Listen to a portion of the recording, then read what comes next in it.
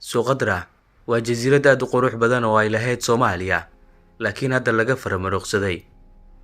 Waxaa deganaa dad Soomaaliyeed oo ku hadli jiray afka Soomaaliga.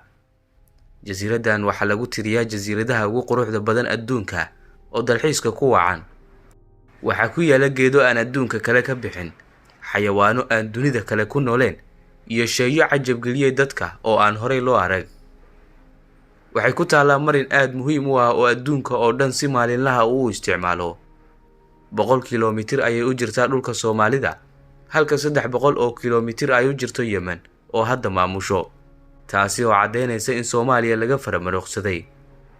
Warbixintan ayaan ku eegi doonaa jasiiradan cajaa'ibka leh iyo dadkii Soomaaliyeed ee ku noolaa.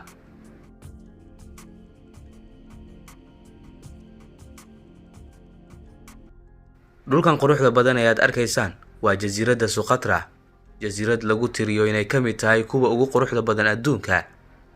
Waxay ku taalaa geesta gobolka bari ee Soomaaliya, waa ku aadka degmada Caluula. 100 kiiloomitir ayay u jirtaa Soomaaliya, halka ay 300 oo kiiloomitir ay u jirto Yemen. Sanadihii u dambeeyay ama qarnigii la soo dhaafay, waxaa awoodda jasiiradani gacanta ku haya oo maamula Yemen, laakiin waxaa ku hardamaya oo hunguriyeynaya dowlado badan oo Carbeed, kuwaasi oo doonaya inay gacantooda soo gasho jasiiradan quruxda badan ee ku taala marinka Gardafu. Waa marin muhiim u ah maraakiibta waaweyn ee xambaarsan shidaalka. Badda Cas iyo Badweynta Hindiya ayay kala qaybisaa, taasi oo jasiiradani ka dhigaysa mid adduunka oo idil uu indhaha ku hayo. Taariikhda fog waxaa la diiwaan geliyay in jasiiradani mar ay ka talin jireen Soomaalida, balse 50kii sano ee la soo dhaafay waxaa ka talinayay dowladda Yemen, taasi oo loo nisbeeyay daciifnimada dowladeena iyo garasho la'aan aan lagu baraarugsanayn muhiimadda ay noo leedahay. Xukuumadihii kala duwanaa ee soo maray jasiiradan ayaa isku dayay inay ka ciribtiraan raadadkii Soomaalida si aysan u sheegan mustaqbalka. Dadka jasiiradan ku nool ayaa qaarkii waxaa la wariyaa in ay ku hadli jireen afka Soomaaliga, sidoo kalena ay lahaayeen dad Soomaaliyeed oo hoggaan u ahaa. Xilliyadii dambe waxaa burburay bulshooyinkii Soomaalida ee deganaa jasiiradani qaniga ku ah dhaqashada xoolaha oo Soomaalidu caan ay ku ahayd. Dad u badan hal beel oo ka mid ah beelaha Soomaalida ayaa sida la wariyo u badnaa dhulkaasi oo hadda ay maamusho dowladda Yemen. Waa dhul aad u qurux badan oo ku wacan dalxiiska iyo damaashaadka. Jasiiradan waxay kaalmaha hore kaga jirtaa jasiiradaha ugu quruxda badan dunida.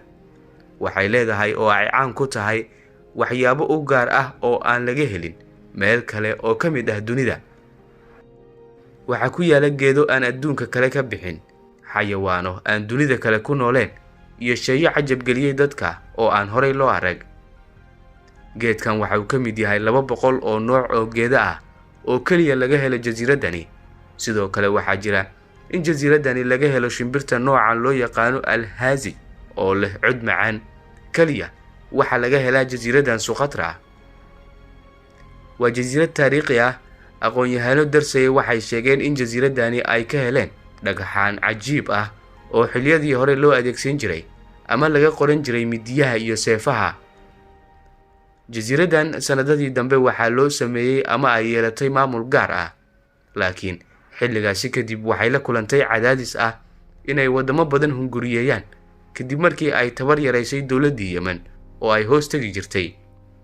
Jasiiradan waxaa hunguri kaga jira qaar ka mid ah wadamada Carabta oo ilaa iyo haatan doonaya inay la wareegaan maamulka jasiiradan si aan sharci ahayn. Waqti aan hadda aad u fogeen ayaa dowladda Imaaraadka Carabtu waxay sameysay isku day ay kula wareegayso jasiiradan oo awood iyo xeelad isugu jira.